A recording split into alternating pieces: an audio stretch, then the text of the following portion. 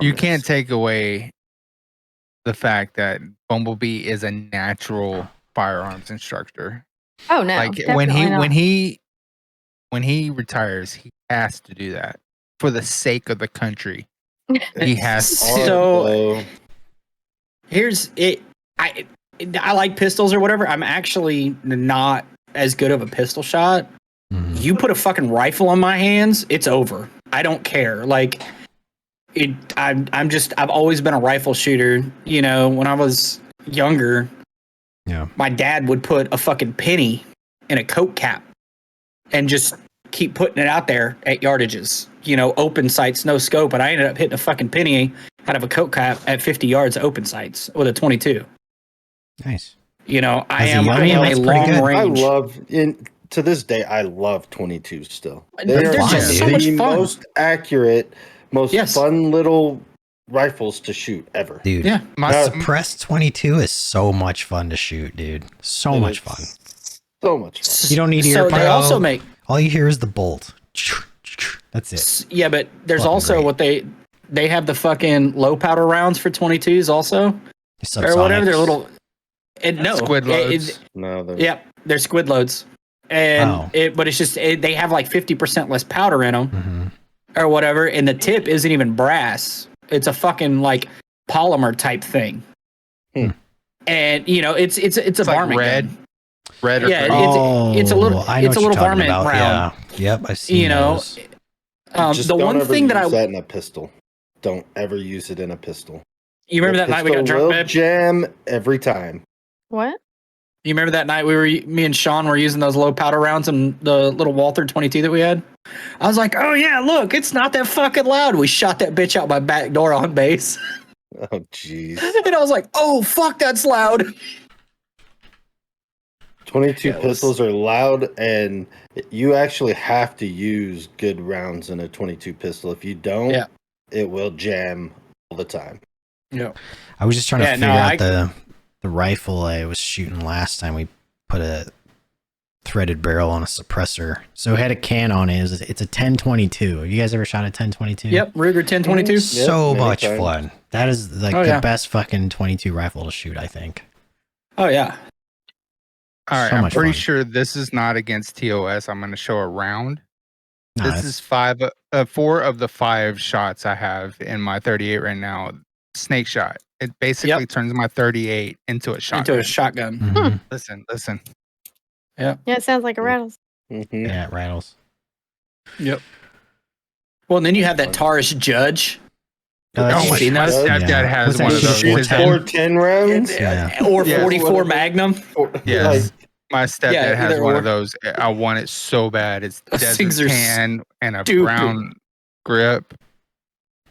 Same size as my 38. It's a freaking 410 round. That's ridiculous. 410s are fine, man. Squirrels. I'm the SIG guy, right, when it comes to pistols. But my favorite carry gun of all time was actually Ashley's gun. A Walther PK 380.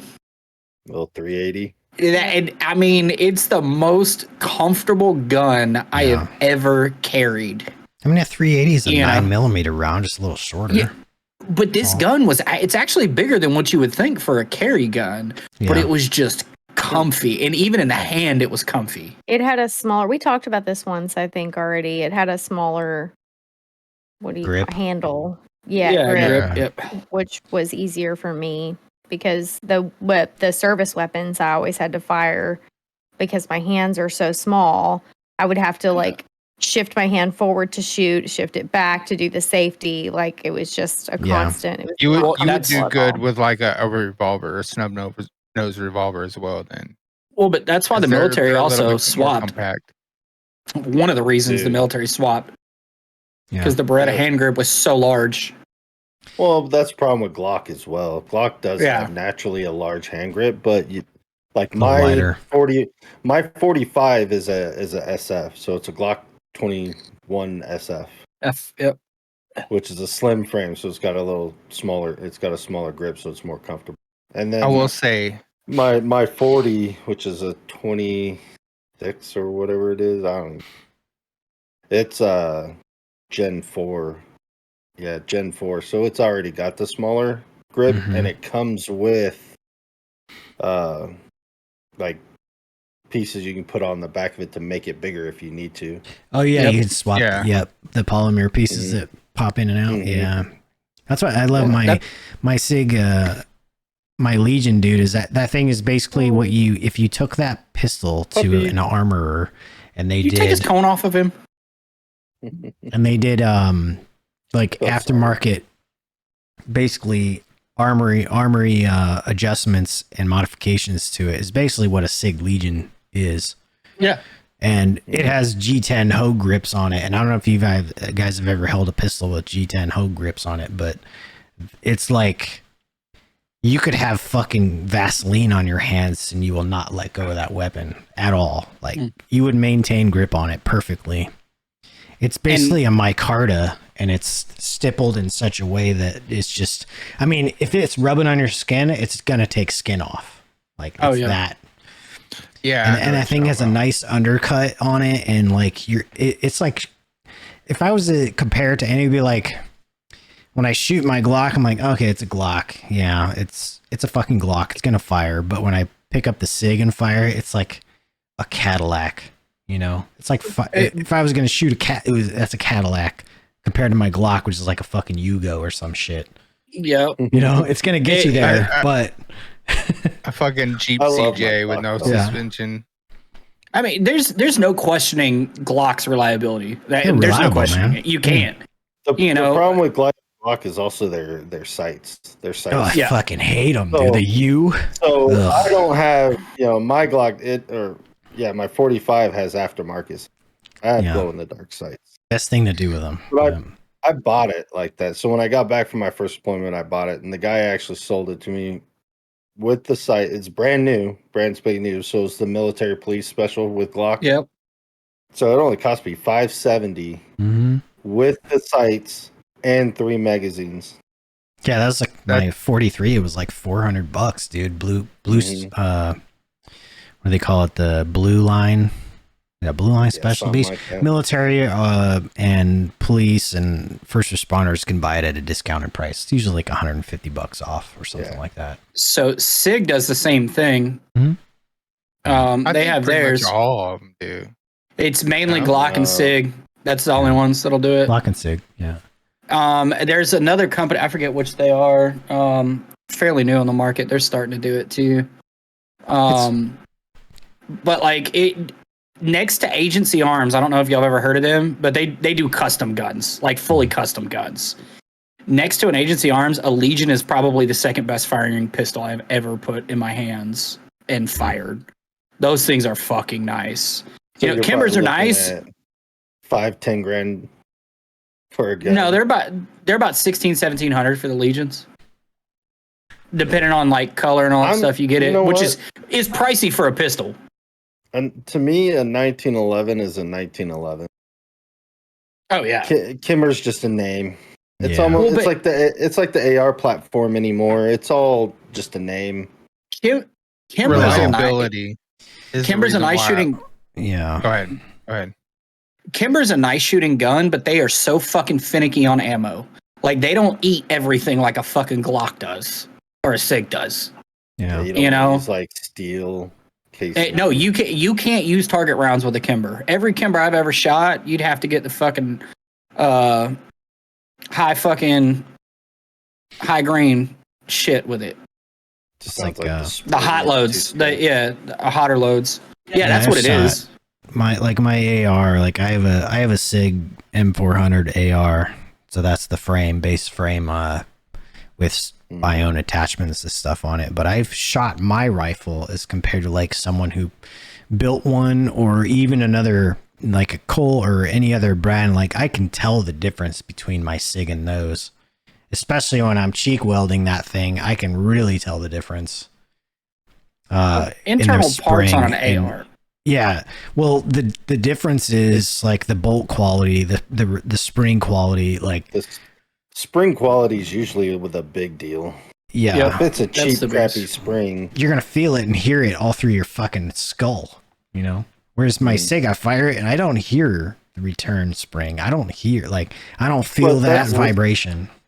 That's a super easy fix. So even if you buy like a lower end AR, you can replace that spring with a higher end spring, and it would be for $30. A lot of times it just has to do whether it's stamped or pressed. Yep. You know, or milled or pressed. Sorry, milled or pressed. Yeah. Any other gun I've ever fired, my buddy's rifles, whatever, when I fire mine, I can tell the difference. It's a huge difference. Yeah. And some of them have built them. Some of them have purchased them a different brand or whatever. So, I feel obviously milled is stronger. It's not as flimsy as a stamped or pressed piece, upper lowers. Reliability is the reason why I want an AK over an AR. Well, you need an actual Kalashnikov AK for that kind of reliability. Yeah. Okay. Because all the other ones are like an AR platform. They're modular. A lot of those are Chinese made and they're cheap and crap. You don't want those. Like I've shot a Sega 12 gauge, it's a semi-automatic 12 gauge, which is a fun, awesome looking rifle. It's an AK style. That thing is stovepipe fucking rounds like you would not believe. It's crazy. Well, and with ARs, go ahead. You go ahead.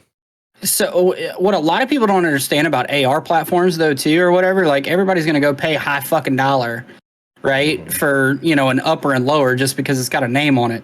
There's only really 3 main manufacturing companies that will CNC upper and lowers, and it's CMT, LMT, and what is it, LAR, I think is what it is, or whatever. And those are the main 3, and then they just get their fucking brand stamped on it.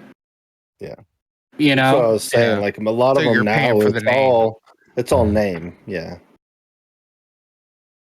Like, LMT, LMT makes everything machines everything for Barrett. And a lot of people are like, what? And I'm like, yeah. I was like, if you find somebody that does a freaking, let me look them up. Let me see. All right, while you're looking them up, this is how much of a gun family I come from. Ash, would you want an SKS as a Valentine's gift? I don't even know what that is. It's a what is it, Russian AK. Or Korean version of the AK? It's one of the two, either Russian or Korean. No, I can't remember. I have an aversion to firearms. Yeah, my stepdad got my mom an SKS for Valentine's Day one year, and for Christmas she got a bayonet for it. Now, my Walther, and we kind of briefly touched on this previous episode, but my Walther was a Christmas / birthday present. So I had you asked me before my mom died, then because I was trying to get into it, because he was into it, and we've normally always either shared hobbies and passions, or we make an effort to be involved in each other's efforts and passions. And so that was something I was trying to get involved in. And then after everything that happened with my mom, now I don't want anything. Firearms just don't interest me at all whatsoever. I feel you. I totally feel you. Yeah. I like I said, I only have 3 firearms myself, and 2 of them were inherited to me when my grandma died just recently. Yeah. I don't really care to carry out. Like, I know that I need to, seeing as what happened to me in my own front yard. Yeah. But I don't feel the need to go out and buy a ton of them. Now I feel safer with Tuna having them. Yeah. Like when he has a gun, I feel. Yeah. Well, it's a little different for me because, I have to be the one that carries the gun, Right. Mm-hmm. Like I'm not going to feel safe with whoever I'm with. Yeah. Carrying it, Well, that too, it's not just carrying, but like how often do you practice, That's the other and thing. See, they take our kids all the time. Yeah. Like my kids are both very educated and very good shots, Yeah, it's repetition and practice is extremely important. Muscle memory. Muscle memory. One of the neighbors, and I've known them for years at my parents' house. We were, I think, on our way to Japan or on our way back. Yeah, it was when we came back or whatever. We did a little party. They came over and, we got on the topic of guns. And she wanted to see it, so I went and grabbed it or whatever. That's what she said. And when I carry or whatever, I carry just like I'm at work. Now, granted, I don't have a safety like that. I got a little SIG SP 2022, does not have a safety on it. And I always carry one in the tube, no matter what. And I went, unloaded it, did the thing or whatever. And then she gave it back and, put one in the tube, put it back in a holster. And I was like, hey, JC, come put this back up or whatever. And this was 2 years ago or whatever. So she was 8. And Ashley about had a fucking conniption fit. Right? Yeah. And she was like, you just loaded that thing. And JC, I shit you not, without missing a beat, looked over at her and was like, Mom, it's in a holster and I'm not putting my finger on the trigger. And I was like, this is not good. This is not going to be good because of that. But she went and grabbed it. She wouldn't put it back up. But I was like, okay, she's 8 years old and she knows this. And I'm proud dad moment. Yeah. One of my earliest memories was me shooting my dad's 20 gauge in diapers hip fire. And that didn't put you on your ass? No, I almost did, but it knocked me back about 2 or 3 feet. But no, it didn't put me on my ass because I didn't have it shouldered. If I had it shouldered, I would have been farther than on my ass. I would have been flat on my back. Yeah. Even let's give. Gauge. And I think Piper, I don't remember if it's Piper or JC, but one of them prefers like revolvers. That's Piper. No, I was gonna say like assault rifle, not assault rifle, but like rifle. The AR platform. Right. Yeah. That's JC. Yeah, she prefers long range. Yeah. Mm-hmm. Well, the thing is, so Piper or whatever, she's grown up. She's got a little. My dad got her a Bearcat. I don't know if y'all knows what those are, but it's a little 22 revolver or whatever. I feel sorry when that revolver's in her hands. I feel sorry for any motherfucker that tries to fuck with her. Because they were doing, I think it was out at like 7 yards or something like that. And she, in the gun range back home or whatever, indoor, there's a guy that would always go out there and he splits cards with a 22 pistol. And not like facing you, but this way. He'll split them. And Piper was like, I want to do that. Or whatever. And the guy was like, okay. Or whatever. She took her little Bearcat or whatever. She split 3 fucking cards in 3 shots. At 7 yards. And I was like, bro, I couldn't even do that. Like, that's insane. So I feel sorry for those guys. Mm-hmm. Or gals. Anybody. I always say that, like, fuck tasers. I've seen people just run through a taser like it's nothing, especially if they're on drugs. I've been pepper sprayed myself. Fuck pepper spray. The best defense for a woman is a firearm. Okay, or jiu-jitsu. So speaking of, this is a debatable topic, right? Now that we've kind of segued, right? Because I have an opinion on it, and I'd like to know what other people's opinions are. So, my mother-in-law, our daughter is 16; she'll be 17 in October. So she's, gaining her independence. She's working. She's going out. She's doing things on her own, and all the things. And my mother-in-law bought her own pepper spray. Which I don't know if this is babe, is this state mandated or is this a federal, like the age? State. Okay, so state Louisiana, it is technically not legal for a 16-year-old to carry around pepper spray on their own. You gotta be 18. Right. So Tuna multiple times has kind of expressed his frustration at the fact that his mom has now given Piper some pepper spray that she's carrying around, that if she gets caught with it, she's in trouble, right? Hypothetically. Right. Yeah. But here's my thing. I kind of It's only illegal until you get caught with it. When you didn't have to use it, right? Let's say a situation arises where she gets attacked and she uses that pepper spray and she's 16 years old. Who in their right fucking mind is gonna discipline her for having the thing that may have saved her life. Even if she did, I'd rather be judged by. I'd rather be carried by 6, or I'd rather be judged by 12 than carried by 6. Yeah, I'm like, in my opinion, I'm going, I don't give a shit. I'm more comfortable that she's walking around with something that she can use to defend herself. And why are we saying that at 16 she can drive around on her own, she can have a job on her own, she can do all these things independently, but she can't carry some fucking pepper spray to protect herself? I think that's bullshit. So yeah, she can drive a however many horsepower vehicle. However many horsepower vehicle missile at that point. I don't get it. Not a pepper spray. So the thing about it is I'm not worried about a fucking court convicting her if she sprays somebody with pepper spray or whatever. What's going to end up happening is, if God forbid something does happen and she does have to resort to that type of force with pepper spray, a civil lawsuit. Yeah, that's going to be what fucks, because it's against the law. Would you rather I don't think have an untraumatized, alive, not unalive, but what did the other person do that was also illegal? Pay some civil suit. Yeah. But that's the thing. Like, but the thing about it is civil suits or whatever. Like, I mean, you've seen how crazy it gets nowadays with civil suits or whatever. Like, they could literally take you to where you don't even have a fucking life anymore, and guess what? You're not even starting an adult life yet. At that point, and they could literally take her life. Yeah. There's also other means also besides just pepper spray that are completely legal.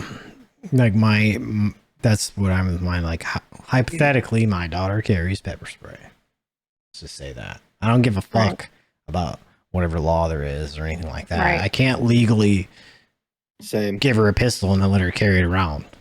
Right. But I can,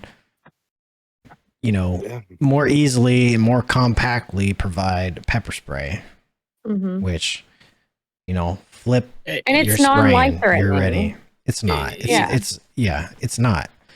But it could be the difference between deterring somebody and not deterring anyone. Right. Pepper spray, like self-defense pepper spray, is really not that bad at all. Well, the way I'm looking at it's shitty. It is. Yeah. But when I'm looking, it ain't bear spray volume, but it's shitty. But it's not. It's like it's the same fucking recipe. It is. I pepper sprayed myself. It's less volume. That's all. Dumbass. No. It was for a good cause. It was for the Dog Institute, the Dog Foundation, and they provided service dogs for returning vets that needed service dogs. Sorry, vets. I wouldn't have done it. I'm sorry. I can't. The challenge is they made so much money donation wise that the people that volunteered to would pepper spray themselves, and I was one of the volunteers, or had them be pepper sprayed. And I had my mom and my wife pepper spray me, and it didn't hurt until I took it, opened my eyes, and wiped it into my eyes. Yep. There is because no I was shot. like, this isn't hurting. Let me make it hurt to be worth something, So I rubbed it into my eyes, and then it started hurting. I'm thinking it must have been mace, not pepper spray. Yeah, pepper spray. Whatever you can buy in a little can for self-defense. They have different kinds. So you have mace and you have pepper spray. Mace is just a chemical type spray. Pepper spray is actual like pure capsicum, and it. No, it was capsicum. Trust me, I have capsaicin. Capsicum like cream, and I can tell you it was capsaicin. So there is no shot on God's green earth, no matter how much fucking money you pay me, I will never get fucking pepper sprayed again unless I absolutely have to, or I was in a crowd when it fucking happened. You don't have voluntarily, never. Would you rather be pepper sprayed or gassed? I take gas all day long. Gas. I take gas all day fucking long. Pepper spray, you generally only have to do that the one time when you're going. It's a lifetime certification. Right? We had to retrain every year when I was. Dude, this is See, no, like it's a lifetime cert, right? Like, so even like if I joined the police department here or whatever, if I show them my certification that I have been pepper sprayed, I do not have to get sprayed again, and I get to watch all these other motherfuckers get sprayed. I literally, like, if somebody offered me, would you rather get pepper sprayed or would you rather get tased for every single day for 365 days? I'd take a taser all day long. Every day. Don't give a fuck. 5 seconds, done, over with. No pain, doesn't even hurt anymore. Technically it's 8, but no, we won't talk about that. We're not talking days of pepper spray fucking after effects. And reactivation on your nutsack? Reactivation every time you take a shower. Yeah, fuck that. For 3 days straight? No. Now, I know ways to get around pepper spray, but... And nothing helps. I don't care what you do. Everybody's, baby shampoo, all that shit. It doesn't help. Only time helps. Baby shampoo. Baby shampoo. We have a story about that. It is not no more tears. It says no more tears on the fucking bottle. And I tested that out because I was like, with my daughter, I was like, let me see, because I was getting yelled at for getting suds on her face, let me test it out. And I put some in my eye. And it was worse than getting pepper sprayed. The Johnson & Johnson baby shampoo. Well, you're not supposed to put it directly in your eye either. Well, yeah, if it creeps up and gets into your eye, it's not bad. But directly touching your eyeball with it's probably not the greatest idea. But I agree with you, Tuna, 100%. No. No, fuck pepper spray. Like, no shot in hell. When we had to, you didn't have to like recert. It's just kind of train. So what they would do is they would just take the foggers, like the bear cans, but it's like a fog spray. And he would just, wave it through the air real quick, and everybody walked. Because that's more of like when you're in a crowd, it's not getting directly because there is no shot. Nice. Yeah, there's no shot. Like, I'd take that. That's not bad or whatever. Because like you're kind of like, all right, this is not cool, but it doesn't hurt. It doesn't. But it's not like getting stabbing me in the eyeball with an ice pick over and over and over. Yeah, and then having to go through the gauntlet with it. You're not getting the direct stream in the fucking across the eyes. Yeah. Fuck that, dude. Yeah, no, I can't stand. I'm so glad the military is phasing out pepper spray. Here's a little story. When I did my training, when I went through the academy to be a corrections officer, they had pulled out a brand new can of OC. And this poor girl that was up there, man, the nozzle, I guess, messed up or something. So the spray came out thick instead of just a spray. It literally covered her entire face. So normally they run it right over your eyebrow, right here, and it runs down. Was it one of these pepper sprays or one of these? No, it's regular can. Yeah, it's the same can we used on everybody else. But that can just happened to be messed up. And it literally covered her face from hairline to chin. Oh, God. Yeah, because I know like these, when you first start it, it's like that. It will cover your entire face. But that's the training. Weird. That's the training canister I got hit with. Those pack some fucking PSIs. Yeah. Mm-hmm. Those are meant for crowd dispersal fog. Even not direct contact. Yeah, even the regular cans you carry on, you have the little safety. You flip it up, push, and spray. Yeah. But it. the little black with the red. It comes out so strong, you actually can get in trouble if you spray someone. And it was 5 or 6 feet or something like that. Yep. You have to be 5 or 6 feet from somebody to actually legally supposed to spray them. Yeah. Because it's so strong, it can actually puncture your eye. Well, even one of those, aren't those OC spray though? Not pepper spray, but like actual OC spray. OC and pepper are interchangeable. It's the same thing. It's all the same thing. Yeah. I thought it went. I thought it went. Like just like the normal fucking. What was it? What would y'all call it? I forgot. Oleum capsaicin. Mace. Then pepper spray. Then OC. Then bear spray. OC and pepper spray and bear spray. Okay. It's all the same thing. It's just a different delivery system. Yeah. Well, I mean, bear spray is only it's high volume because it's more PSI behind it. Yeah, it's just a high volume. More bear spray is a high volume, very high volume. Same thing, just comes in a bigger can and bigger nozzle. I will say I did experience the pepper spray after I had already had 2nd to 3rd degree burns on 98% of my face or 90% of my face. So like that pain on my face was nothing compared to the pepper. Yeah, you said not that high of a volume. Yeah. Well, no, we're not talking about volume. We're talking about like size volume. Like how much is that? Yeah, the can. Well, there's also it's coming out at a higher pressure, so it's gonna get through like it didn't come out. Like bear spray comes out higher pressure. No, I would think. No, it's a bigger canister. No. Yeah, but that just because it's a bigger canister doesn't mean faster or harder. There's just more in that canister. Okay. Yeah, there's more volume in the canister of bear spray generally. When you buy bear spray, there's a bigger fucking can. Yeah, it's not under any more pressure. Yeah, you hold it down longer, there's definitely more coming out. Not that much in a canister. I know I'm a bear spray manufacturer. It's very odd that we just were talking about this and we have a bear spray manufacturer. That is crazy. That is crazy. What a coincidence. What's the difference in volume then, Lord?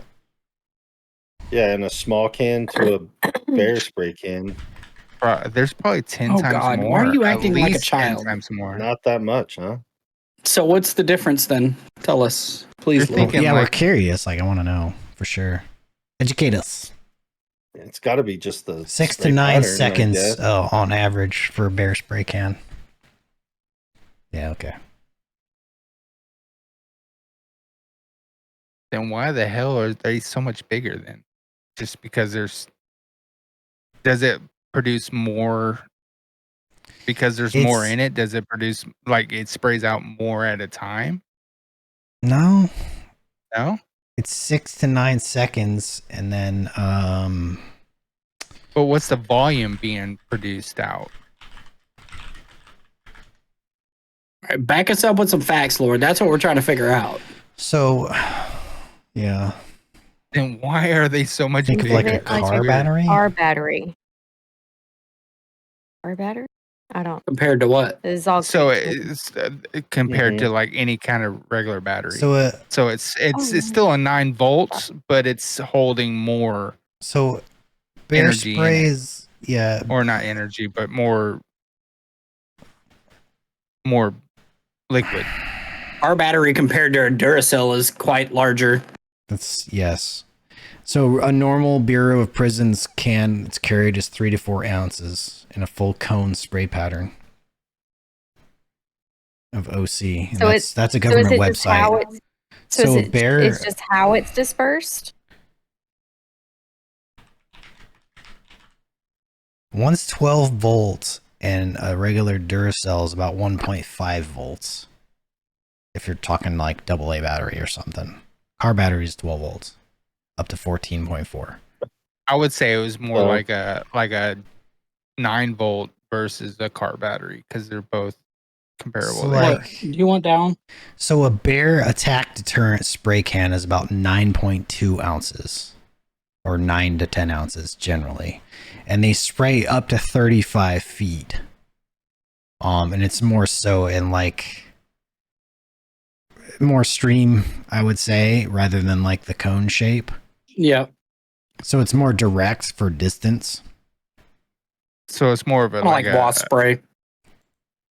Okay. So it's more in how it's dispersed than I think the difference is the pattern and the amount of volume that the canister holds.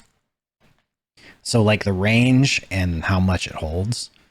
So it's like having like a little 1 ounce can of Raid compared to like a 24 ounce can of Raid. Still the same thing. Yeah. Same power, just holds more of the thing that is dispersing. Let's say you take example WD-40 can, right? Or carb starter can. You put the nozzle, the tube on, it's going to come out and more of a direct line, tighter spray and travel further. Whereas if you take the little straw off, it sprays in more of a cone effect outwards and fog. It fogs a lot more. I think the nozzle difference is like that. It's similar. I was to on the assumption because it was a bigger canister, it was under more pressure, so it would. It's a bigger canister. It delivers more volume. Just needs more shit. Yeah, I mean, you gotta eat. Yeah, like Sam was saying with the nozzle or whatever. It's just kind of like taking a water hose, right? You want to pressurize it a little bit or whatever. You make the opening smaller. That's all it is. Yeah, you gotta use same difference. Was it Bernoulli's principle? I think is what it's called, isn't it? Restriction. Yeah. I don't know. What? I know at the prison when we were there, we had to have our cans weighed. Yeah. Before and after shift because people were pranking people with it.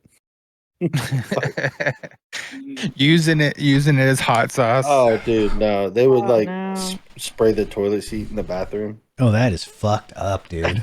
You know, just spray the next roll, take your toilet paper off and then just on the end of the next one. Put a little dab on the other. Yeah, people were being stupid.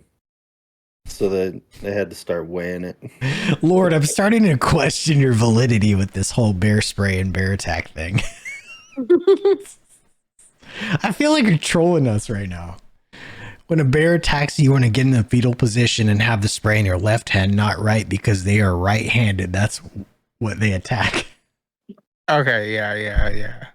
See, I would think you would want your left side on the ground to protect your heart more. Yeah, you're going to fetal to protect your vitals. That's what you're doing. I thought if a bear attacked, you're supposed to, I thought it was like you're supposed to make yourself look really big and establish dominance. Yes. No, it depends on what kind of bear. Oh, okay. So if you're attacked by a brown bear, you're fucked. Brown bear. You're fucked. Yeah, brown bear, grizzly. Literally black bears, you want to make yourself look bigger and make a lot of noise to just get them, let them know that you're not prey. You could scare them off with a loud noise. You're fucked. And polar. Polar is the worst. Polar bears are the most dangerous and violent. They'll fucking attack anything for food, basically. Yeah, they eat nothing but meat. Whereas the brown bear may not fuck with you. And a black bear might not fuck with you. They're pretty docile for the most part. Yeah, they're like, you know what? These blueberries on this bush are less of a work than this person right here. So that's what brown bears and grizzlies are like that. Polar bears, they eat nothing but meat because there is no vegetation. Yeah. I don't plan on being anybody where there are polar bears. So yeah, that's just me. We have a black bear. We have a black bear on the island right now. They don't generally come, but they do swim over. They swim from across the sound on the mainland and come to Whidbey Island and hang out, and then they'll swim back sometimes. But there's generally just, hey, we've seen the black bear, and then it doesn't really do anything. So. What surprises me is how well deer can swim. Yeah, deer, elk. Oh yeah, we have an elk too. Yeah, there was a lighthouse on an island miles off the coast, and every now and then he would get a buck that would swim across, and he would take pictures of it on the island. He was the lighthouse keeper was the only person on the island, and it was not even as big as a football field, and that buck would swim across, and he would take pictures of it and then swim back. You would only see it maybe 1 or 2 days at a time. Yeah, no, deer are great swimmers. Great jumpers too. They like to pole vault like Skip. I watched a dude get I watched a dude get his ass kicked by a doe protecting its fawn. Hey. There's one thing that I've learned in my entire lifetime. I don't give a fuck what species it is. You don't fuck species. You don't fuck with mama when baby's around. So basically, this is what the NPS says, National Park Service says about black bears. If a black bear charges and attacks you, fight back with everything you have. Do not play dead. Direct punches, kicks, any weapons, rocks, branches, bear spray, defend yourself. If a grizzly or brown bear charges and attacks you, play dead. Do not fight back. Cover your head and neck with your arms. Lay flat on your stomach and spread your legs apart. Stay still. Don't make any noise. No. Try to convince the bear you're not a threat. That's what they say. Right. What that says is what you really should do is put your head between your knees and kiss your ass goodbye. It says fighting back during a grizzly brown bear will worsen the attack. Generally, is what they're saying. Y'all have what? 11 or 12 general orders, Skip? 11. So yeah, the 12th one is, tuck your head between your legs and kiss your ass goodbye. Always. I was in Navy ROTC, so our guys would always tell us that one. Yeah. My dad always told me, do not fuck with an animal that can climb head first down a tree. So you don't fuck with cats then? Cats, squirrels, raccoons, possums, you don't fuck with those. Because if they can climb head first down a tree, that means that they have some pretty good freaking grip strength and claws on them. I don't even fuck with a deer. If they can do it with a tree, they're going to do it to you. The deer here are fucking assholes. The deer here will you'll be 40 yards away and be hitting their fucking hoof on the ground and they're little deer. They're just black-tailed deer. They're not fucking mule deer. They're half the size of a mule deer. But they're fucking mean, dude. They're just assholes. So the size of our whitetail got it. Yeah, they're just assholes. When I was a kid, I lived in a small town. It was very country. We had a neighborhood pond, just like a natural pond. And there was a guy that moved from the big city to out there, and he was walking his dog around the pond. Well, the dog got after the little fawn, and the doe came after the dog. Well, the guy picked up a rotten ass stick and hit that doe over the head with a rotten stick, and it did nothing. That doe stood up on its back feet and just beat his ass up and down the banks of that pond for fucking minutes. Me and my dad were at a distance watching it from our house, and we were dying. I'd have pissed myself laughing at that one. Bro, I got a call. So I was a game warden when I was here the first time. I was a game warden for a little while. We had a dude, I got a call over the radio, and they're like, hey, give us a call. So I call up there, and they gave me this guy's number to call him. They're like, yeah, he's got a fucking hog next to him. And I'm like, all right, cool. So I call him, and he's like, hey, man, I'm in my fucking tree stand. Okay, climb down. And he's like, no, you don't understand. He goes, this hog has got me treed.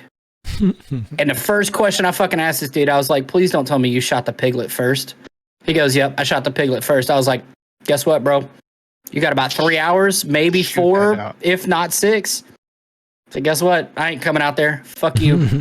I was like, you being a hunter in the South around hogs should know you always shoot mama first and then the piglets stay. Don't shoot the piglet first because then you fucked.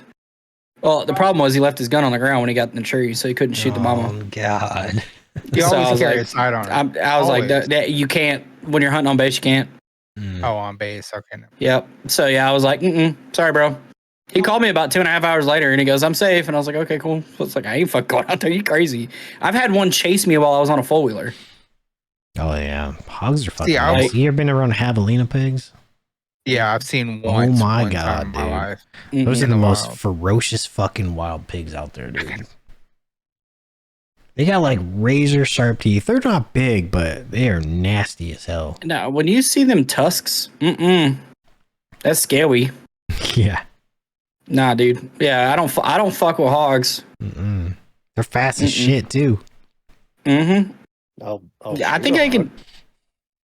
Oh yeah, I mean, I would too, but I mean, everybody with a little bit of sense knows. You don't shoot the babies first. Or you just don't shoot babies at all. You let them grow up and get bigger. No, hogs can all go away. They're actually a detriment to the environment. They're not 1,000%. That's why they're considered a nuisance animal. You can shoot them year round. Yeah. In all of the South, you can. When I stayed with my grandparents, they lived in Cochise, Arizona, just like foothills of the Cochise Mountains, and they lived. I think they had about 20 or 30 acres or something. It's just Arizona fucking desert, really, is all it is.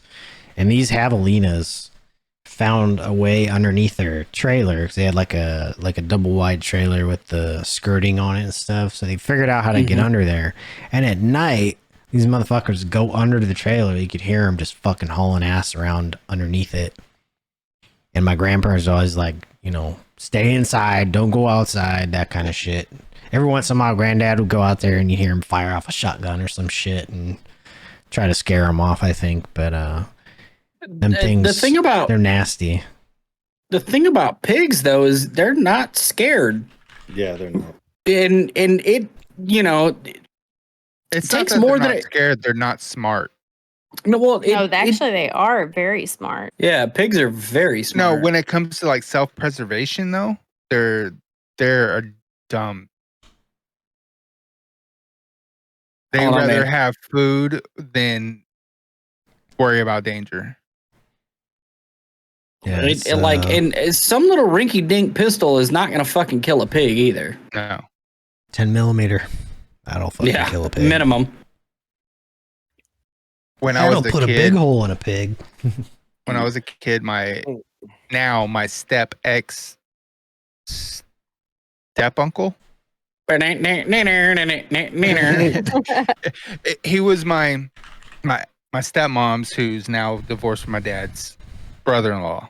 He was a commercial chicken farmer, and one of his houses malfunctioned, and the shades didn't raise when they should be, and a massive die-off happened in his chicken house. So when I was like 6, 7 at the time, we had to load up all those chickens in a flatbed trailer, and his daddy was a hog farmer. So we took all those chickens to feed to the hogs, and my dad told me, he's like, listen, son, you do not, I don't care what happens, do not step foot off this trailer. Those hogs will fucking eat you. They will. And I didn't.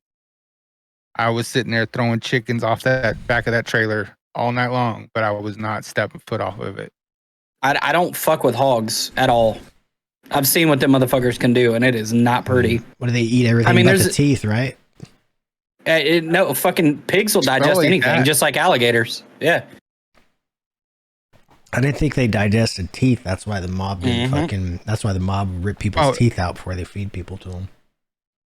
Or is that because they could be identified by the teeth? They can be if they're not digested or eaten. Yeah, alligators and pigs will digest everything. Oh shit! Like human wise, you know what I'm saying? Like if they eat an entire body or whatever, they will digest every piece of it. I mean, I don't understand. Like, why would teeth be? It's just calcium, like a bone is. You know? I don't know. I don't know. We could look it up. Maybe the enamel. I mean, that's why I'm real careful about Ashley. I mean, if she wants to get that fucking money, there's gators all over the place around here. Right? Biggins. I don't see that happening. I think you're okay. Again, who's going to take the fucking trash out? Like, I don't know who's going to fill your... fuck the trash. You got kids for that. Who's going to fill your car up? No. Who's going to check on the dogs? Because every time we're playing, it's Tuna getting up to go check on the dog. Okay, but and in all fairness, that's a proximity thing. Yes, like literally, I can lean over right now and see the fucking dogs. Yeah. She's like, I'll send you pictures of exactly like how our setup is, and you'll see why. You're closer to the front, to the door. She's at the garage door. I'm at the door. Yes. Garage doors. He's at the interior garage door that leads into the house. I'm at the exterior, like where the actual garage door is. So like for me, I have to go all the way out my cube, go through the whole garage and get to the thing. Whereas like he said, he can lean, and it's right there. So that's really just a proximity thing.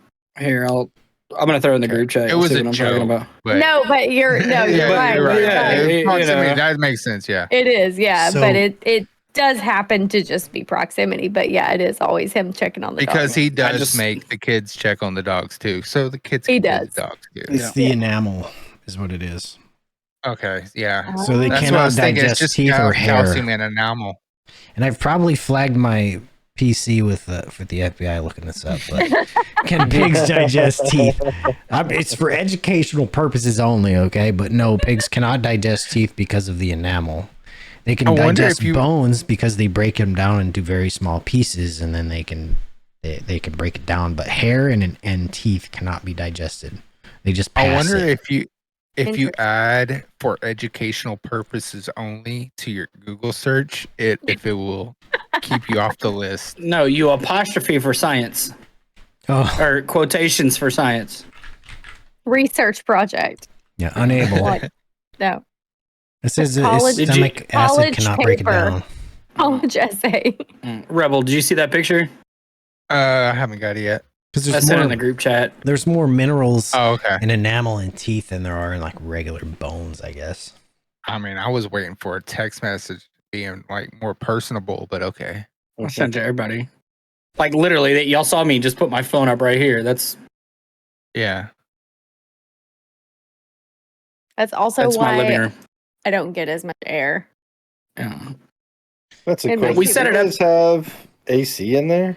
That's gotta be a Louisiana thing. Is that the one? The garage opening up to the living room is gotta be a Louisiana thing. Really? Ours is every house I've ever seen. It goes into the kitchen. It's kitchen. Yeah. Or laundry room. How does it go? Into the kitchen or the laundry room, but theirs goes right into their living room. It technically goes into a hallway that leads. You get in the hallway. Our bedroom is straight this way, and the living room is that way. Yeah. You're talking about architectural build, like differences in where your entry goes to your house? No, to the from the garage. Yeah, from the garage to where it goes.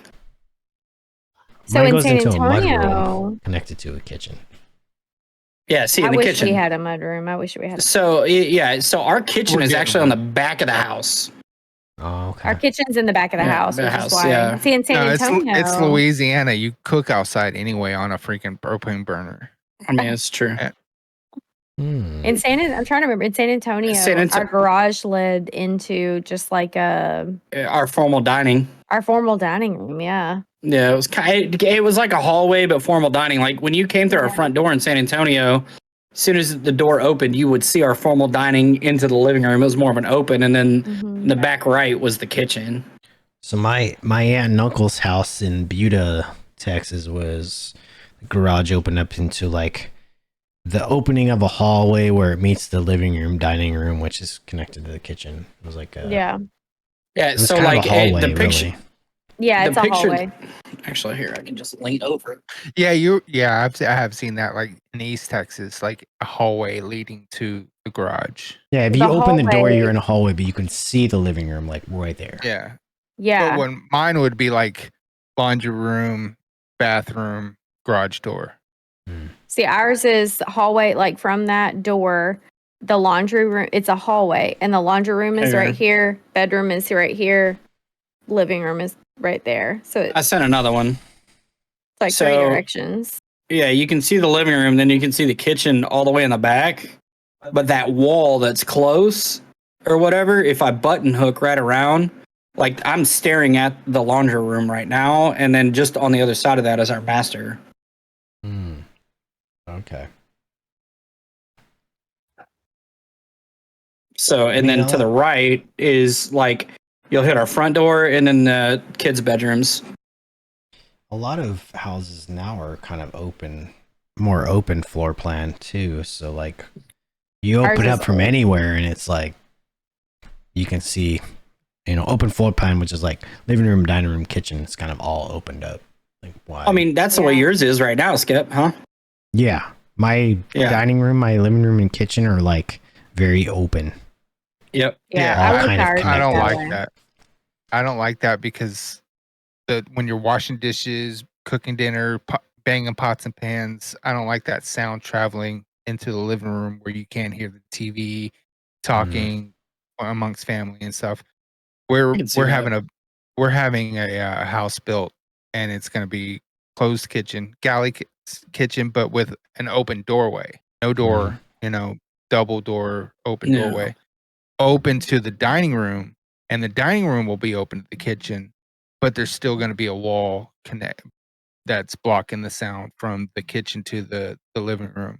Yeah. And also a wet room. I miss having an open concept. In San Antonio, we had an open concept, and we don't have that here. I mean, it's open, but it's, I don't know. It's not the same. It's not directly, like, my kitchen is connected to, like, my dining. It opens up to my dining room, which is, like one giant room. Imagine just a big rectangle type shaped room. Yeah. Which is the dining room and the living room. You separate them out with furniture, basically. That's how you can differentiate between the two. But the kitchen is like kind of connected to the side of them, to where, I mean, you could be in the kitchen and talk with somebody in the living room or dining room. It doesn't matter. So my old house was a little more compartmented. So the living room was separated by a wall and like kind of like a walkway almost.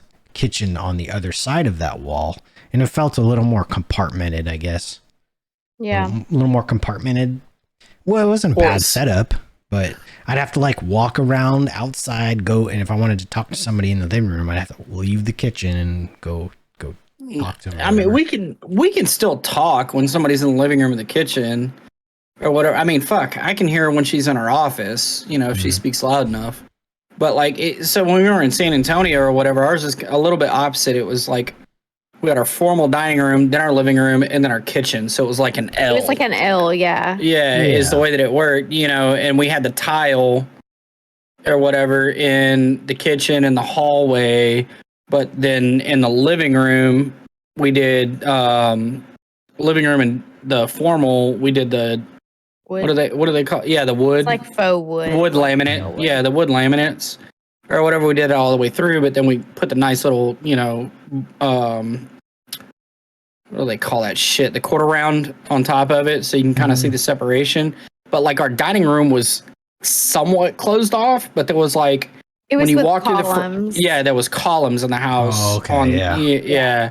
So there were no doors, but there were like columns that kind of created a space for the dining room. Yeah. I think the reason why my house is designed the way it was is because the whole back side of it is all fucking windows. So you kind of have to, or you kind of want everything to be opened up a bit, at least on the main floor. I would love that. I would, yeah. See, we just need to go to Washington and just hang out with Skip. I'm telling you, I'm thinking Washington's looking better and better. Skip, you motion like that, Skip? Mm-hmm. Okay, you're gonna end up fucking around and finding out. You'll never get rid of me. Yeah, you're gonna have. We'll be podcasting on either side of you. 4 bodies and 2 to 3 dogs on the deck, man. Sleeping on your couch. Yeah. Yo, that would be legit. I got a little fireplace out on the deck too. I was telling AG that earlier that like it seems like podcasts that are like everybody's in the same room. Yeah.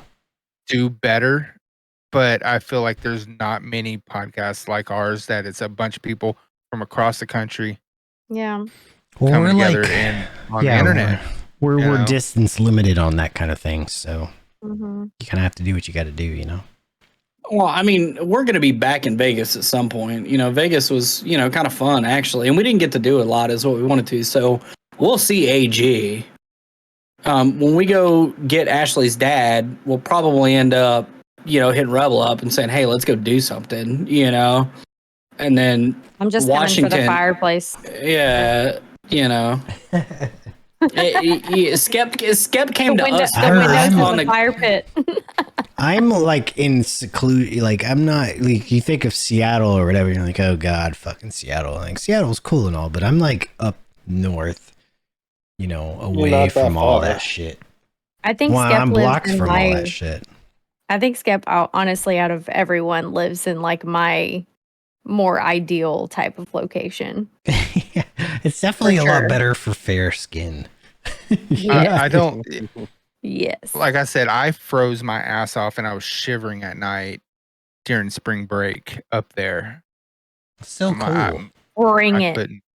I was sitting there like 60 degrees out, you know, 55, 60. That's perfect. 55, 60 is perfect.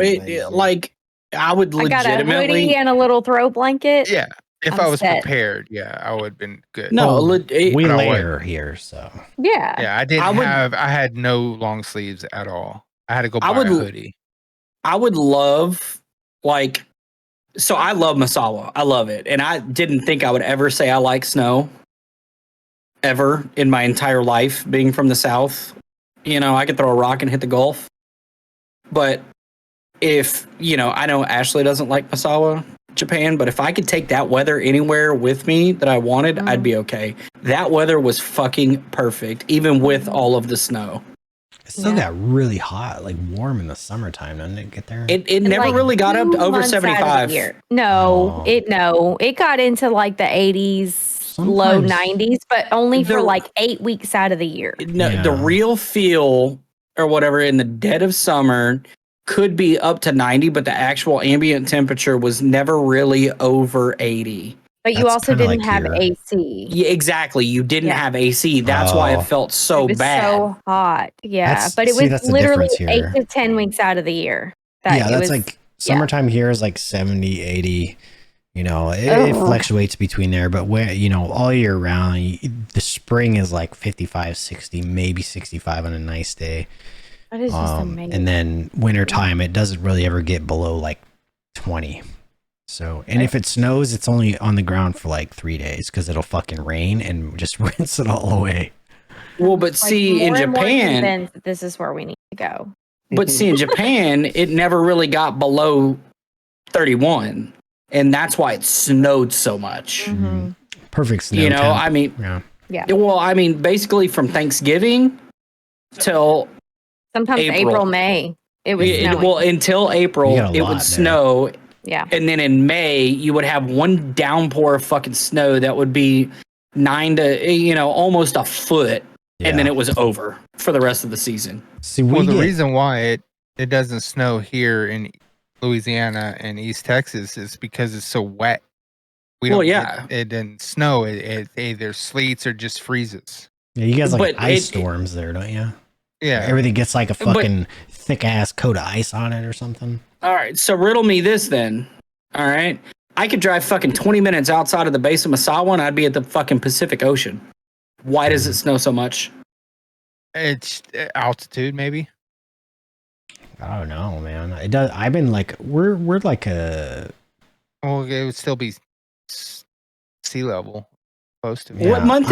When were you there, Scout? I was there from I think until like July 1, or July 4, somewhere in there. But I was there from like you didn't really hit the snow season. I think no, it was like coming into summer basically. It was like spring. But it's humid as fuck during the summer. It was pretty humid and warm when I was there. I mean, it was. That's what I'm saying. Like it gets fucking humid there. You would compare to freaking. Where I'm at it's very temperate. You know, you could wear a sweatshirt if you wanted to and be fine. If you didn't wear one, you'd be fine.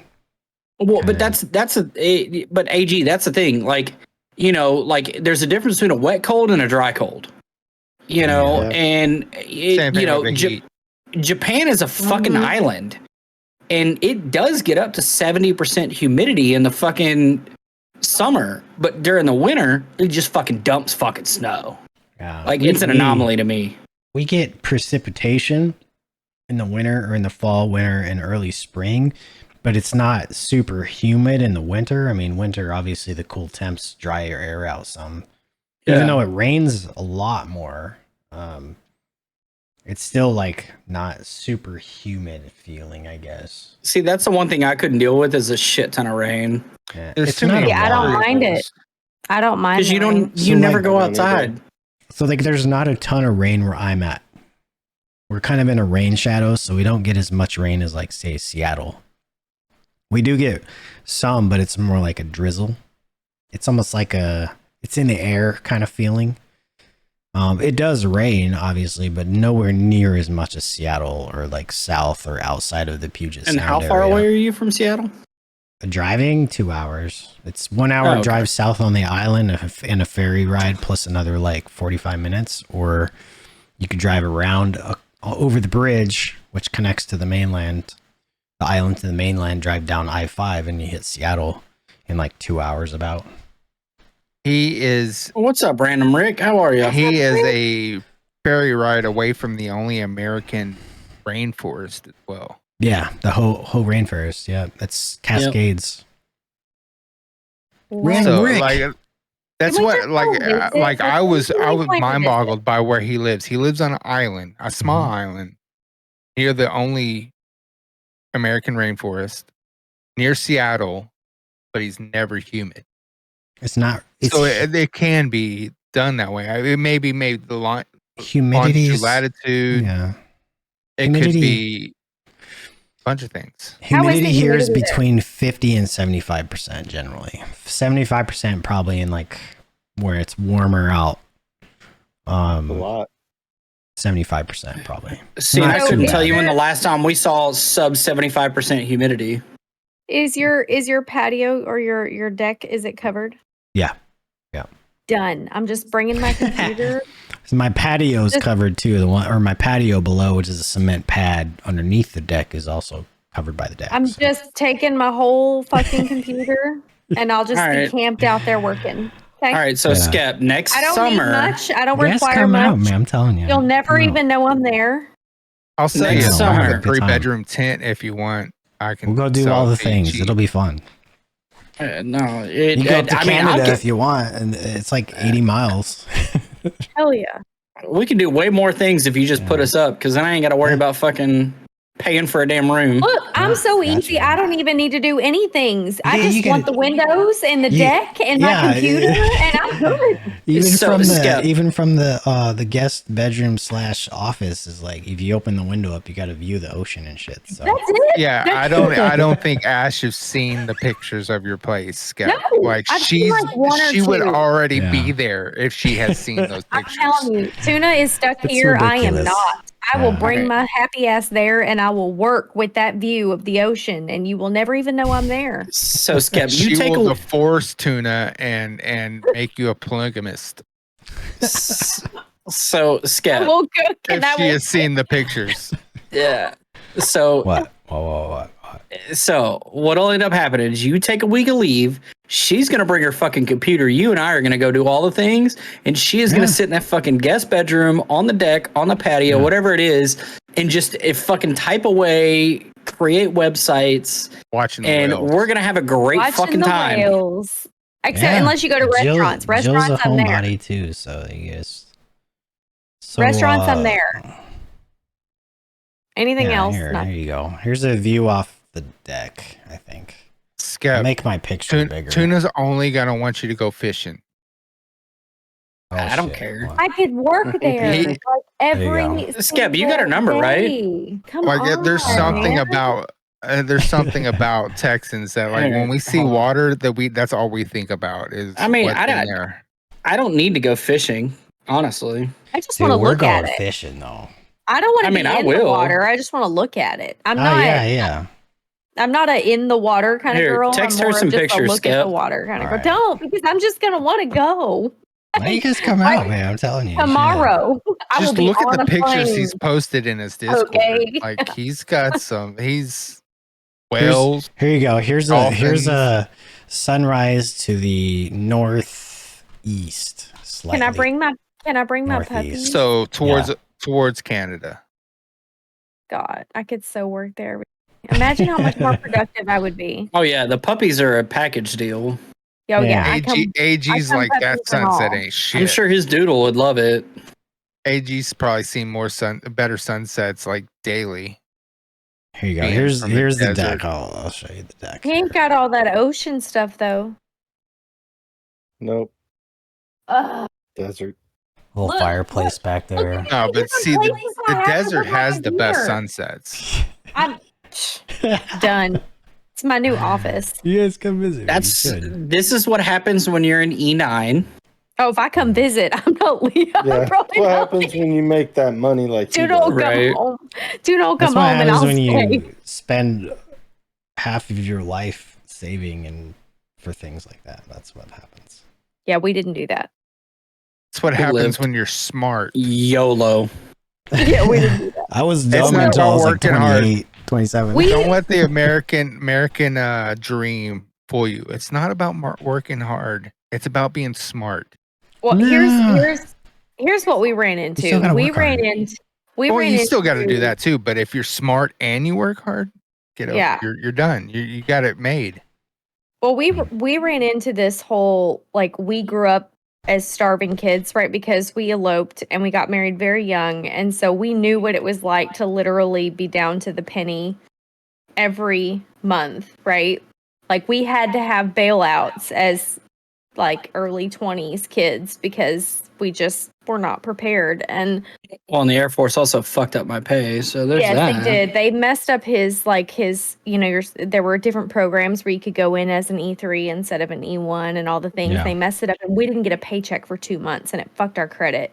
And which I had really good credit because I started out working for a bank when I was 16 and I had done all the things that were right and, all the stuff. And it really plus I had a really tough pregnancy with Piper. I was in the hospital a lot, so I lost my job. And anyway, long story short, when I was a captain, so we got to the point, right, where he's an E6, I'm a captain, and we're both overseas. We were making so much money, we didn't know what to do with it. Like, that was not something we had experienced growing up. All of a sudden, we didn't need to budget. We didn't need to. If you needed it or wanted it, you could get it. We bought it. Like, we went out and bought 2 52-inch TVs and 2 Xboxes because we didn't want to play split screen. I mean, we were just living the life, man. And then I decided to throw everything out the window and leave my career and start a business. And then we were like, oh shit, we probably should have been a little bit smarter with our money all that time. And we could have had a lot of money saved up and done all the things, but we didn't because we just, for 5.5 years, YOLO'd. That's kind of just what we did. Well, if y'all were like stable in a single place too, y'all might have been able to be like, look, let me buy this property over here, or but y'all were in limbo and moving for so long, so it's like it's just burning a hole in your pocket. That's the hard part is moving.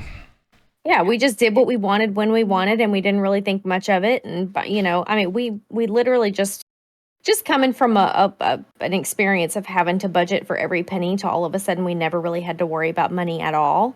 We kind of just took a period of our lives where we enjoyed it. And now we're back on I don't make 6 figures by myself anymore. So, now we got to figure it out and all that kind of stuff. So we're definitely like, it's not that we can't, do the things. It's just, we could have done a better job whenever we had the opportunity and we didn't. And not that I regret any of it because we enjoyed every minute of it. But now it's like, okay, now how do we readjust? And how do we get to that point where we can invest and do things, like that? Like thinking more long-term versus short-term, because I think we've been living more in the short term. Yeah. Because we could. I think for me, it was more like, because I didn't grow up with money or anything like that. And even when I joined the Navy, I mean, I had a young family, my son, my first marriage, and like I was broke all the time. Yep. I was barely living paycheck to paycheck. I mean, we had WIC, we had all of the things you could get. We qualified for it. So, and it was one of those things where it was like, it was struggling all the time. I had to call my parents, ask for help, little things like that. And, even my grandparents, because my parents couldn't really help at one point because they don't have that much money. So, really, and my whole life growing up, I wore secondhand clothing most of my life, and that's just the way it was. But it was like when we started, having a little bit more money. I think Jill and I got married. I was like 25, I think. We had a little bit extra money. It was like, well, we don't really need to live like more than how we're living now. We have enough to get by on. We can put food on the table and, you know, take care of our daughter and stuff like that. So it wasn't really like, I don't know. I don't want to say frugal, but it was just, you know, we didn't like spend more than what we needed to. Yeah. And we talked about the stuff like if it was an extra expense, or if I wanted to buy a game on Xbox, you know what I mean? It was like, hey, you know, this game's like $60 or whatever, but okay, you can get this game, but you know, probably not going to get another game until like your birthday next year or something. So Call of Duty 3, here we come, you know what I mean? But yeah. See, we didn't do that. But we didn't do that. We did the opposite. Yeah. Yeah. It was tough. It was like living for so long, and she didn't grow up with money either. It was just one of those things where like when you start getting some money, like, okay, well, I don't need to spend it because I'm comfortable. I'm okay. And you just put it into something like an asset, basically. So we, you know, buy a little starter house and then sell the little starter house a few years later and take that money and put it aside and put it into another house when you buy it. And that's all we did here with this house. This house is, you know, it's a byproduct of buying and selling a house, and buying and selling a house, and then taking that money and just putting it into the next one, And really, that's all. So it wasn't like, you know, making a shitload of money and, you know, and that kind of thing. But it's more like, you know, in my closet, I have t-shirts in my closet I still wear today that I've owned for 10 plus years. I don't give a shit, you know. I don't need to go buy a Gucci shirt or anything like that. I don't see the point. Yeah. You know, could I do that? Probably, but I don't need to, you know. What's going on in the chat here? Sorry. I am so confused. Yeah. Tyrick and the Spear. I don't know who you guys are. Do you guys know them? Their band is what they are. Oh. Anyway, that's kind of the story. Is just like, you know, definitely didn't have anything growing up, and you know, now it's kind of like 20 plus years of working and just kind of living moderately, and you know, figure out how to get your spot where you want to be. So I think that's where we're starting now, because we went from the same thing. Like I didn't grow up with money. He grew up in a family that had money, but didn't live like they had money. His dad is very, very smart and very frugal. Yeah. But they were more well off than my family was. You know, I did not grow up with money. And so that was kind of like both of us kind of hit that period where we were like, man, we make really good money right now. And so we just enjoyed ourselves. And there's nothing wrong with that. And there's nothing wrong with it. It was a period of our lives. And now we're like, okay, now we're thinking long term. Like, he's getting close to retirement. What do we want to do? No kidding. Yeah. So now we're like, okay, all that money that we, you know, usually would have spent doing whatever the hell we wanted. Now we're kind of like, okay, we should probably not do that anymore. And let's kind of start putting some stuff back and figuring out like intentionally what we want to do with it, where we just didn't do that before, you know? And like, so my family or whatever, mom, dad, my dad, my mom worked once a month on a weekend. But like, you know, we took trips every summer. You know, I got to do things, you know, not like growing up poor, but I got to do a lot of things, experience a lot of things. But whenever it came to life lessons, I didn't get shit handed to me. I had to pay my gas. I had to pay my insurance. Yeah. You know, I had to do all the things. Like, I had to do all that stuff. And that's what they're like, oh, well, your family's well off. That don't mean shit. That don't mean they give it to you. Yeah, right. Exactly. Like, I'm an only child. I'm going to get it when they die. Right? But I'm not getting it. My kids are getting it. Well, and his mom said it's her mission to spend all of it before they die. Yeah, and that's fine too. You know, like the one thing that I told my dad. Well, for the longest, you know, I was telling my dad, because we've been through a lot with, you know, Ashley's family. The one thing that I finally sat my dad down and told him, I was like, hey, I want to not have to worry about your fucking funeral. Yeah. You know, I don't want to worry about it. And they're like, what do you mean? And I'm like, God forbid something happens to both of y'all at the same time. I was like, you're looking at $20,000 off rip right there. If not more, you know. We lost my mom unexpectedly, and my brother and I were responsible. Then we lost my grandfather unexpectedly, and I was the only grandkid responsible. Like, we're like, we don't want to do that again. And so finally they did it. Well, in the state of Texas, right? Yes, estate law, but here's the deal. I can't do shit without a fucking death certificate. Mm-hmm. It takes weeks. Now months. Sometimes months, yeah. Weeks. And, and so, talking to my dad, like, I am now a beneficiary on everything, and it's one of those, like, and then he's got, I know where the key to the safe deposit box is. Once I get down there, I'm going to put my signature on it so I have access. I'm like, I don't care if you give me access to everything. I just need to know passwords. Because once you give me passwords, I can transfer whatever I need to do to be able to get that taken care of. And then we're going to go from there. Yeah. And they finally did the will. They started doing the plots, all the things. And it's like, thank you. Because that is one less thing that I have to worry about. All the other stuff I know I'm going to have to worry about. But the burial is the biggest thing. Yeah. Because that's one of the biggest fucking money pits of all time. That, burying somebody. Lawyers. Yes. Just I have prop me up against the jukebox when I die.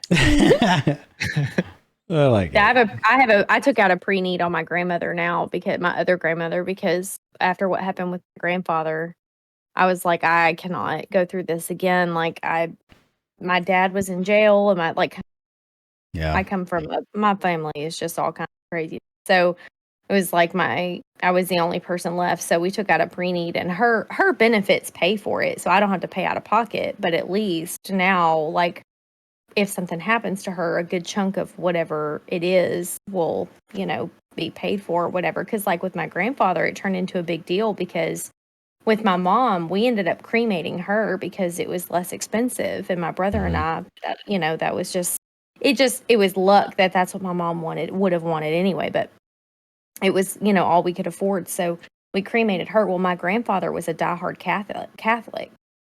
And that's just not. You're getting buried.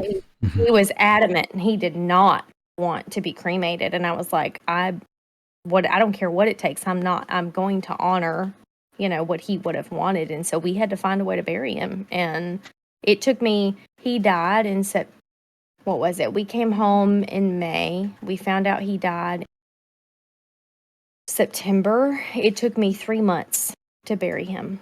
That's how long he spent in a funeral home in a freezer for us to figure out how the hell we were burying. And I was like, I do not. So it both my grandparents, because my grandparents raised me anyway, they're more like my parents. So my grandparents on my mom's side and his parents both watched what we went through, and they now both have wills, and they both have all the things figured out, because that was stuff they didn't have before. And we were like, if you don't do this shit now, we're going to be going through this over and over and over again. And that's the last thing I want to be worried about when somebody passes away, is how the hell to take care of a funeral and all the things. It's just not. But for a family as prepared as his, like his dad, he did it right, because he made good money, but like Tuna was saying, his dad made money well enough to where his mom only had to work once a month, and that was kind of like her fun money. And but he had a financial person, and he was like, I need to know how much money I have to save so that when I retire, I can live off of it. And so it was like $4 million or whatever. And so he spent all that time investing and doing whatever he had to do and putting it into account so that when he retired, he had $4 million. And that was like their five. That's like their number. He was like, can I live on this for the rest of our lives? And she, planned it all out for him. And that's kind of how they did it. And so, really, now they're all at $2 million in the bank, you're basically looking at a 20-year retirement. If you live off the interest, it's 20 years of retirement for an E7, which is, a little over $3,000 a month, I think, in interest. Yeah. So that's basically what it would equal to a military pension is if you had $2 million a little over $2 million in the bank. Yeah. Well, and to be honest, when he retires, we'll actually make more money than we do now, because with my disability, his retirement, his disability, and then my business, which hopefully is making more money than it is right now, but then he plans on going back to work. Yeah, we're going to make top up way more money than we do right now, but we're going to be smarter about it this time than we were before, Well, I mean, the thing about it is like, if I don't get 100%, there's something wrong, at this point. Yeah. She's at 90, that's open source about how much we're going to make just based on that, and then plus an E6 retirement. Yeah. Or whatever, just with that alone, or whatever, we're very close to six figures. If we can get her up to 100, we well exceed the 6-figure mark, and that's just being retired, not having to work E6, at all, ever. If you go E6 at 20 and full VA disability retirement, you're close to 100. Yeah, you're close. It's about 6,300 a month. Mine will be. Mine, when I'm done in my current spot, I'll be at 28 years, and that's my base pension is like 62 a month base pension. So then VA disability on top of that, which would be nice. I'm still gonna work probably a little bit just to top up some, and put some more money aside. But you can do something you want to do, something that makes you happy. But I'll be at 70% base. 28 years is 70% base pay for pension. Basically, what I told her is, at 20 or whatever, I want to do a contract gig. Contract gigs pay a metric ass ton of money. My thing is work for about 5 years, right? Because between 2 disabilities and a retirement, that's what we live off of. The extra contract is pay off all of our debt, do whatever the fuck we want to do, and then retire. Like retire, and be done. Yeah. Because you can live off that for the rest of your life. I don't have to worry about having $2 million in the bank because I have a consistent, You'll have the pension that's makes up for that. Yeah. My plan is to just work off a Skep's deck. until I can get my own deck that looks like Skep's deck. Yeah. I would like how much do I have to pay in rent for that, by the way? So I just know. Oh, I don't know. I'd have to figure it out, man. I just need a guest room and a deck. There's a house down the street you can rent. I think they're renting it for like $4,500 a month. Fuck you. Shit. They just sold it for $1,050,000. So. Oh my god. Yeah. That just goes to show how much that his shit costs. It's not that much. I would like to add another word to Ash's correct vocabulary. Oh no. It is dad and not died. Dad? Dad? Oh my god. And not died. Dad. Oh, yeah. Well, we know this. AG, what'd you get for disability? 10%. What? It's fucking insane. And I've been fighting for 2 years trying to get it going. A goddamn Cav Scout who's done how many fucking tours? Combat Arms, 10 years, 2 tours. Two tours in Iraq. In a fucking war zone, 10%. Bad knees, bad back. I got 10% for I got 90% for 5.5 years. Mm-hmm. I still don't get me so much. I got no idea. 10. I wasn't military, but I've been fighting for disability since 2006 and still denied. You have to have a lawyer. Different. Once you hire a lawyer, it's 2 years, you'll get disability. But it costs, and then they'll take from that, obviously. But my mother-in-law and my sister-in-law had to do the same thing to get disability, and they hired a lawyer. I've just been doing it myself, just appealing and reapplying and appealing and reapplying. So, AG, I'm going to send you a number. The dude is $500. Oh, I hired somebody right now. You cut out. Oh, I said I hired somebody. Yeah. Yeah, no, I just found out, like, and I'm probably going to do the same thing. Dude's fine. And I'm probably going to do it for Ashley, too, or whatever. I'll probably do it with her first, just because she's already out, but it's $500, and the dude has a 98.9% 100% rating. I'm going to hire Jim Adler. Oh, my God. Who's Jim Adler? The Texas Hammer. The Texas Hammer. He is a legend around Texas. I keep seeing the commercials for Gordon. Yes, he's a Louisiana guy. Clear the fog. Yeah. I'm like, are you kidding? Who's doing his marketing now? No, I want to know what Jim Adler's marketing budget is per year. Oh, it's stupid. It's in the millions. Are you in a fog of confusion? Yeah, I can't wait to get my $3.53 for the 3M earplugs. Fucking.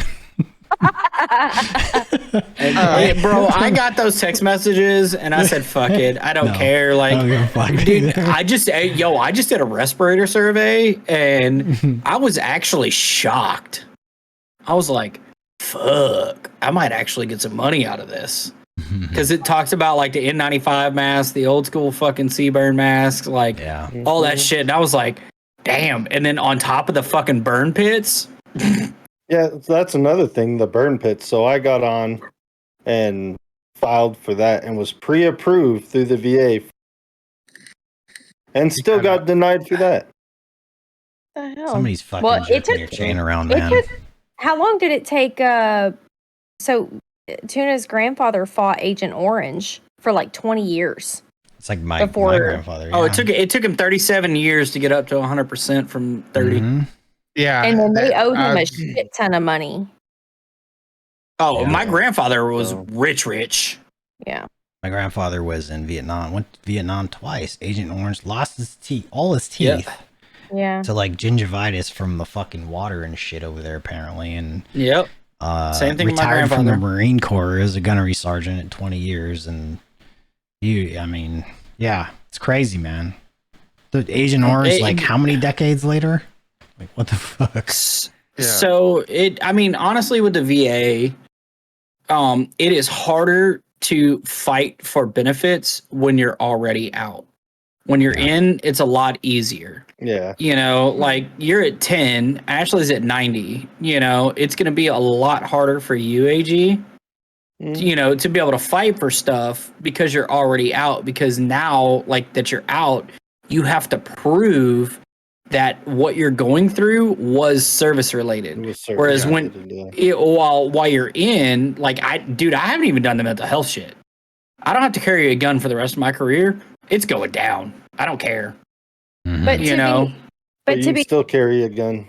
But to be fair, part of mine too has to do, and I'm just going to be honest, part of it has to do with me being a female, and I went through a sexual harassment case when I was deployed.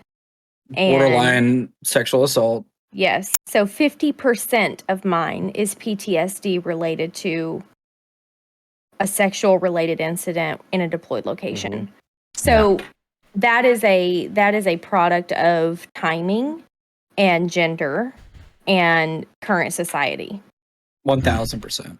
So, and that's just being honest. Like, I'm not saying I do or don't deserve it. I still can't, I don't go to doctor's appointments by myself. It has definitely had a lasting effect on my life, but it's just unfortunate that things like that, because of the current climate, have allowed me to, get a higher rating than people like AG who have, their situation, his situation is different, but no less traumatic, Yeah. Well, but when did you get out, AG? 14. Okay. So I know guys that served 2.5 years in the military that are getting 100%. Yeah, I know a few that are and 5. I know them. I know it's crazy. And they worked like as, Air Force security forces, right? Never deployed, never did anything, stationed at one base or whatever. They maybe worked for 4 months before all hell broke loose and they were fucked up in the head and all this other bullshit. You know, and now they're getting 100%. I'm like, again, this is why this shit is broken. That's climate. That is the current climate. Yeah, it's broken. It's very broken. It's taken me this long just to finally get them to actually send me that's nuts. Through the VA. Well, I mean, it took Ashley what? So she got her initial rating. Yeah, it took her initial rating or whatever was what? So my first rating I got was, yeah. Well, no, my first rating I got was not long after I got out, and that was, well, yeah. No, it was a year because they paid you. Yes, it took them a full year to, like, I got a back pay check for a full year's worth of disability payments because that's how long it took. At 50. But I was at 50%, and that was strictly for my PTSD. And that was because it was during COVID, and they were actually able to do my psych doctor's appointments over, online. Zoom calls online. But my physical appointments, we were also about to PCS. And they wanted me to go from Misawa to Tokyo by myself, and they don't pay you for transportation internationally. Not to mention they don't pay you for an escort. And I was not going by myself. I don't see particularly male doctors that I'm not familiar with by myself. They wanted me to stay overnight and go all the way to Tokyo. And I was like, you know what? We're about to PCS. Don't worry about it. I'll do my physical appointments when we get back to the States. It's fine. And that part only took me from the time I went to my doctor's appointment less than 6 months. And I had another back paycheck for about a year and a half. But my first one, I started applying in February before I separated. My last day of active duty was March 31st, and it took me an entire year to get a check for my first disability pay. And that was after I'd already had my first, like, my actual appointment. It takes so long, God.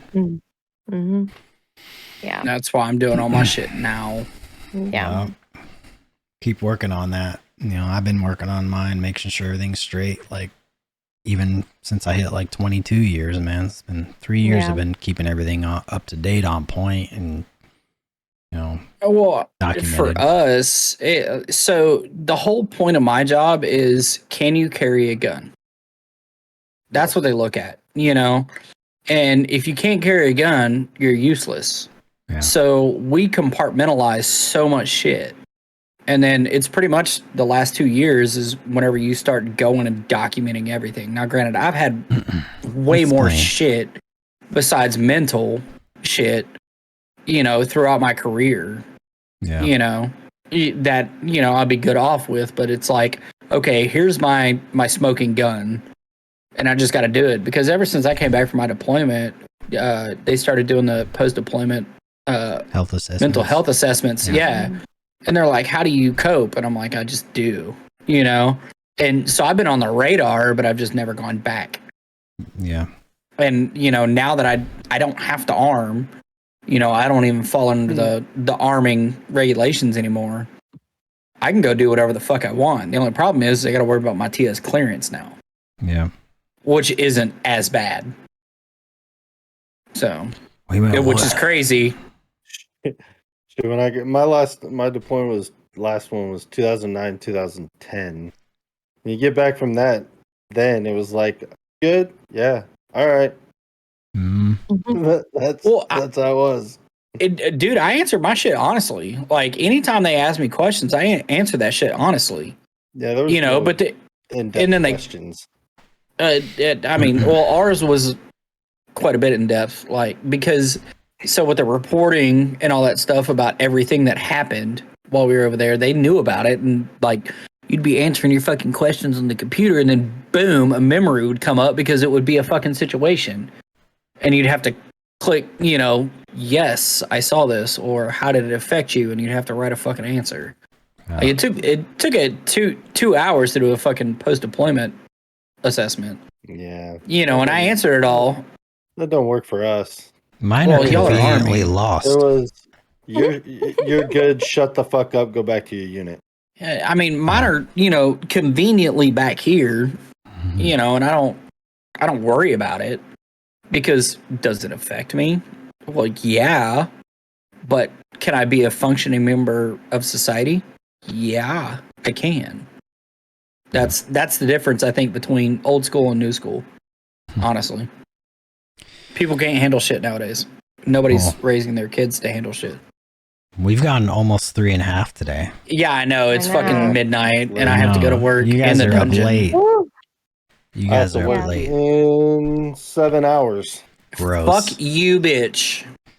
Well, let's wrap it up then, I guess. I have to be at work in 7 hours. That's what I have. I have to be at work in 7 hours. Gross.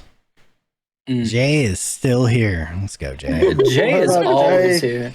I have nobody that we haven't rated. All right. Well, we can just I don't call have it. to be at work in 7 hours, but I have to be up in 6. I mean, unless y'all just want to raid somebody we already have. Only person I even have on is Chris. Yeah, I got Chris too. All right, Chris it is. And Chris actually came by my fucking stream a few times though. Same, ready? Jay. He's got Same. 58, but we're gonna hand him 12 more. Let's go. Yeah, fuck it, bro. Let's go. All right. He's playing some you guys. Bondell.